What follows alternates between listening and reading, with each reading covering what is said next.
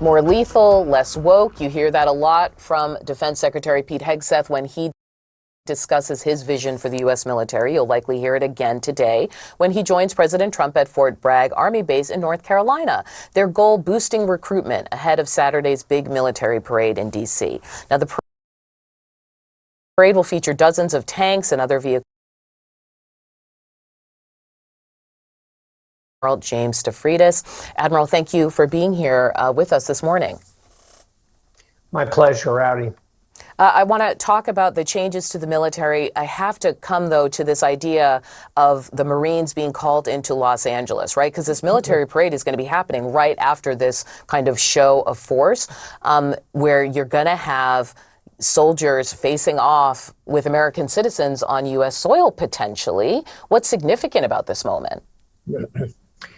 It's very significant, and personally, I wouldn't advise it on the part of the administration.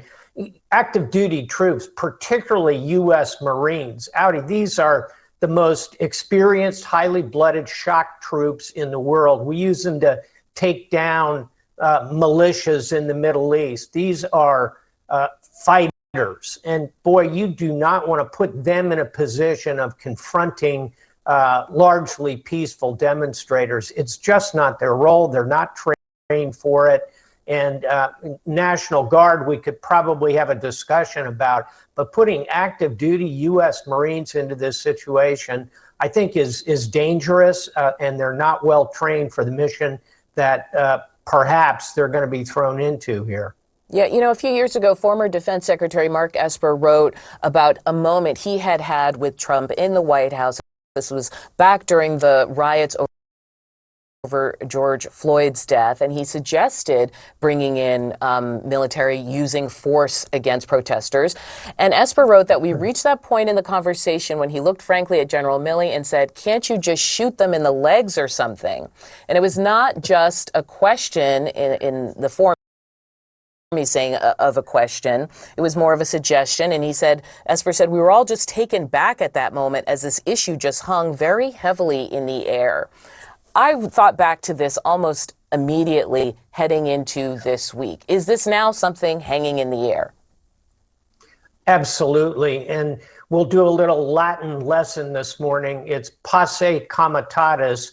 It's a Latin term for not using active duty military for civilian law enforcement purposes. The founding fathers hated that idea.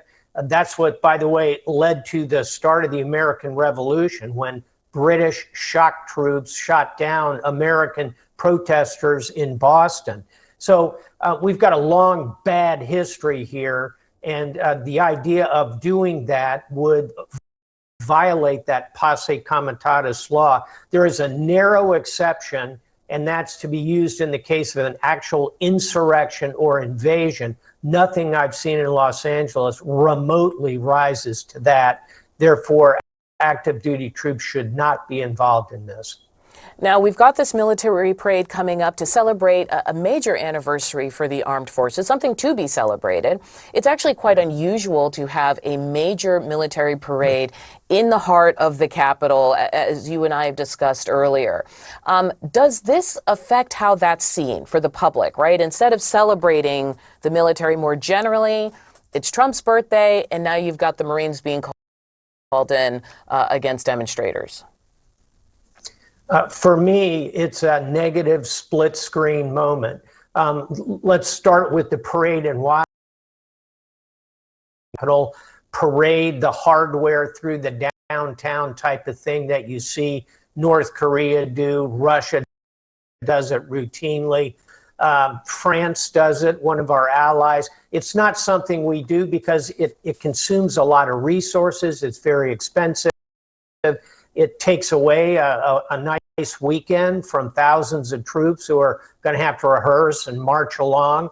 And above all, I think the American military has an ethos that we're pretty good at what we do. We don't need to show it to you by parading tanks through the downtown.